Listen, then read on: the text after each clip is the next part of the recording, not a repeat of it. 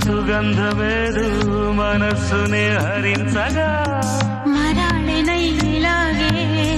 మరీ మరీ నటించనా విహారినై వాడే దివి భువి స్పృశించనా గ్రహములు పాడిన పల్లవికి